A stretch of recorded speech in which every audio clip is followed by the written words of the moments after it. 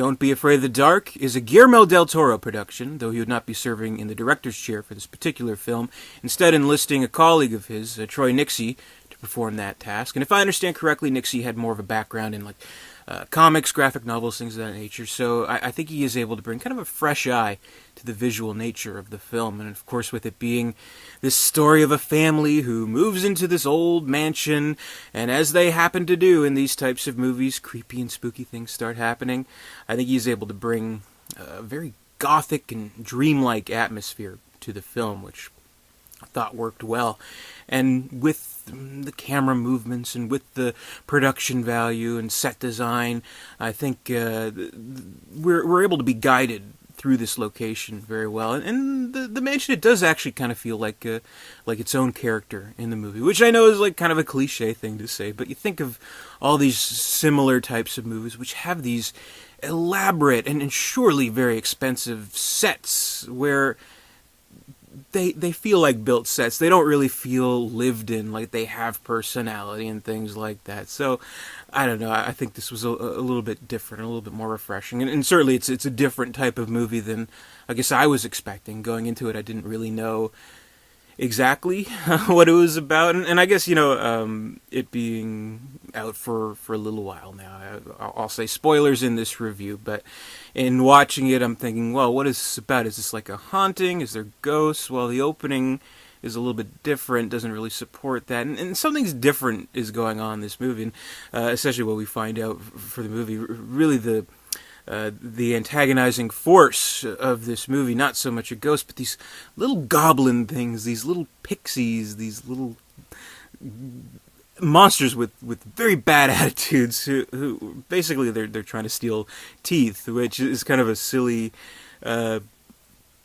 angle to it, but it actually, with the execution of the movie, I think it actually works really well, and kind of being this skewed version of like fairy tale and the Tooth Fairy. So I mean, it definitely wouldn't be the first time in a Guillermo Del Toro production where we have a main character who's a child, little girl who's being threatened by these forces, and making it kind of this grim fairy tale, which of course we saw in Pan's Labyrinth, which is a much better movie, but also a much more different movie than this. So I think kind of what makes it work as well as it does is that we do actually have a pretty strong lead in the child character of the movie. It's Sally, played by Bailey Madison, I believe her name is, and she's really good, like 1,000 times over. There's so many movies, especially with horror movies and stuff like that. Kids can be so annoying, and not only that, but they can kind of be brushed away as side characters. Like, oh, we're gonna have the creepy kid, but the real story is gonna be with the adults.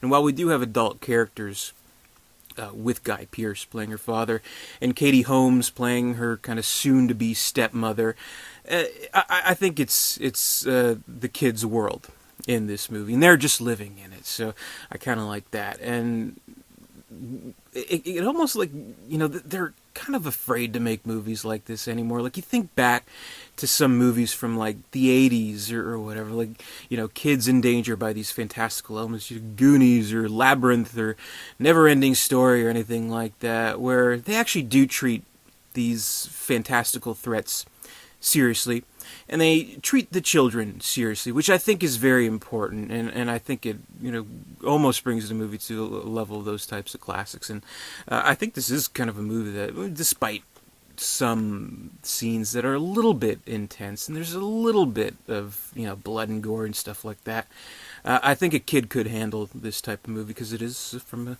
a child's point of view, and I think the actress does a very good job in not being particularly over-the-top, child actor, annoying kind of shit. So I thought she was very good in the film. And I mean, really, what the movie it is about, aside from this kind of goofy concept where these little kind of pixie fairy goblin things that are fucking shit up, and they're just like trying to lure the kid into the basement, like, come here, little girl, and things like that, and causing havoc. It can be potentially silly, and sometimes it flirts with that. Like, of course, there's almost like a sitcom kind of moment of the movie where, like, the father's like, okay, I have a really big dinner party with some very important publishers and people and real estate and whatever the fuck the father's doing, who cares?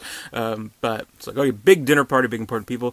Next room, the daughter's like fighting with these little creatures, and it kind of becomes this silly scene, but not quite. I think it just escapes that, and it takes kind of silly things a little bit more seriously, which, you know, it's a risky thing to do, but I think they accomplish here.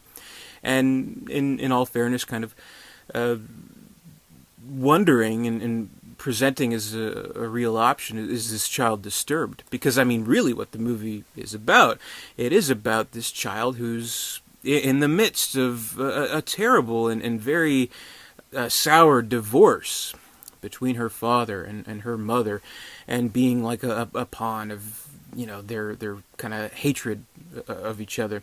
And it is a really traumatizing kind of event for a child to endure, especially at that age. And I think that's something very real. And at the heart of that, we have the Katie Holmes character, who's kind of the stepmother character, who, of course, this child immediately resents and is always kind of fighting against, and it's kind of about her trying to connect with this child who's not hers, but who she cares for, and she wants to prove that she cares for, and I think she is able to do that through this movie. So I think it is kind of touching in that sense. So this is definitely not the movie I was expecting. It does have the great atmosphere, the gothic feel to the movie.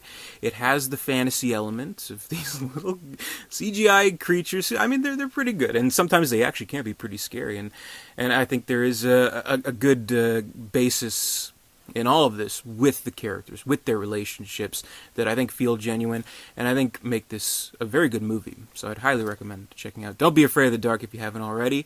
Definitely exceeded my expectations. You never really know what to expect. It's old house, scary noises, things like that. But I thought it's very well done, and I'd like to see what else Troy Nixey has up his sleeve for his next project. So thank you very much for watching. Still 31 days of horror, many horror movie reviews to come, so stay tuned for that. Be sure to comment, rate, subscribe, all that good stuff. Give me a thumbs up, and until next time, I'll see you later, and stay scared.